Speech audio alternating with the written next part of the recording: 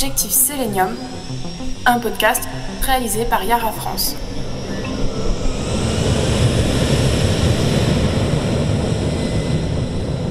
Dans le premier épisode de ce podcast consacré au sélénium, nous avons évoqué avec les experts de Yara France l'importance de l'élément pour les ruminants.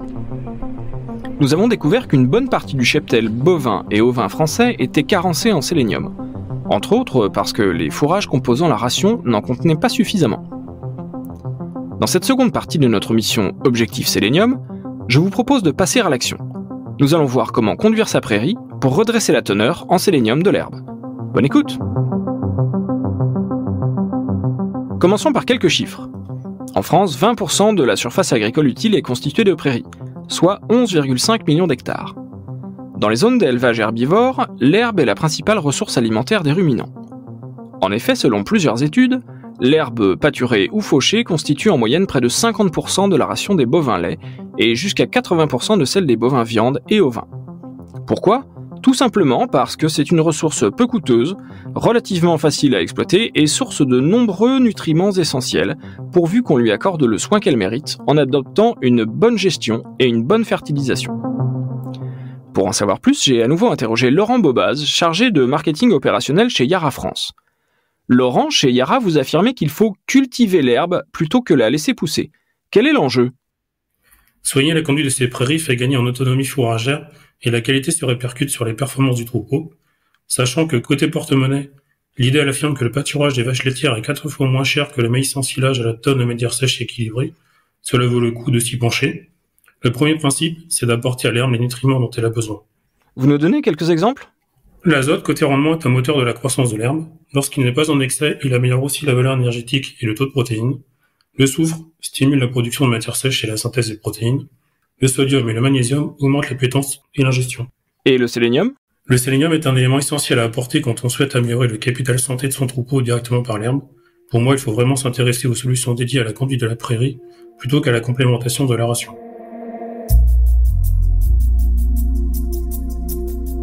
Si vous ne connaissez pas le GEMAS, sachez qu'il s'agit de l'organisation de référence pour la cartographie géochimique des sols agricoles et prairiaux en Europe.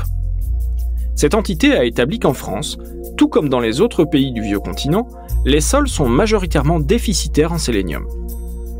La situation risque en plus de ne pas s'arranger. Si on en croit les modélisations à l'échelle mondiale, prenant notamment en compte le changement climatique, la tendance est à un appauvrissement des sols en sélénium dans nos zones tempérées. Autre problème, le sélénium, quand il y en a, n'est pas toujours présent sous une forme chimique assimilable par les plantes. Je me suis fait expliquer ce point par Cédric Boud, ingénieur agronome chez Yara France. En fait, à l'état minéral, le sélénium se rencontre dans l'environnement sous 4 formes qui ne présentent pas le même niveau d'assimilation par les organismes. Le sélénium élémentaire, solide, et le sélénure gazeux sont présents dans les sols en conditions anoxiques, c'est-à-dire en l'absence d'oxygène. Eux sont totalement indisponibles pour les plantes. Les ions sélénite et sélénate se retrouvent sous forme soluble. Le premier est impliqué dans la formation de complexes avec d'autres éléments du sol, et donc assez peu disponible pour les plantes. C'est vraiment la forme sélénate qui nous intéresse. Pour quelle raison ? Le sélénate est 10 fois plus disponible que le sélénite.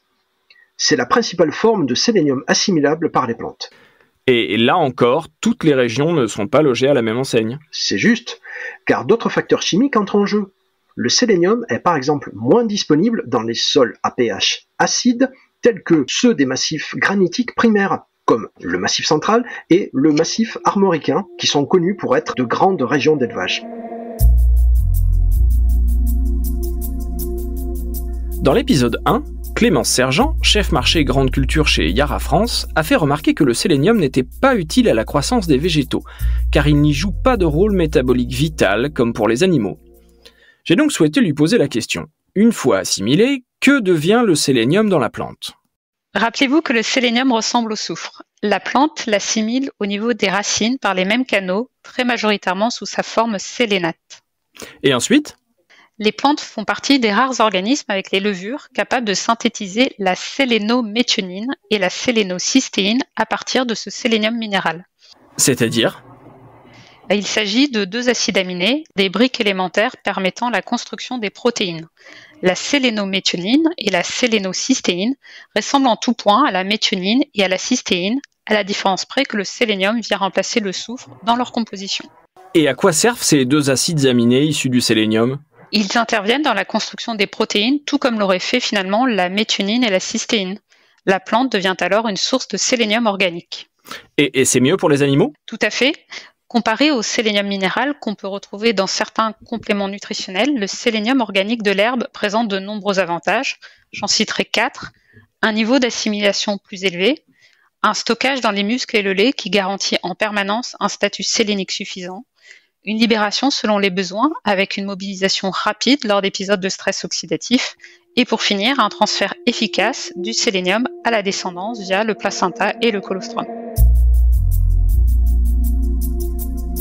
Plus nous avançons dans ce voyage à la découverte du sélénium, plus nous percevons l'importance de la présence de cet oligo-élément dans l'herbe pour la santé des ruminants. Mais comment s'y prendre pour avoir davantage de sélénium dans son herbe, alors que la très grande majorité des sols français ne sont pas en capacité d'en fournir assez aux végétaux ? Une solution, selon Cédric Boud, redresser la teneur en sélénium des prairies en leur apportant un engrais enrichi en sélénium. L'ingénieur agronome me rapporte l'expérience de nos voisins européens qui pratiquent cette solution simple et efficace depuis déjà de nombreuses années.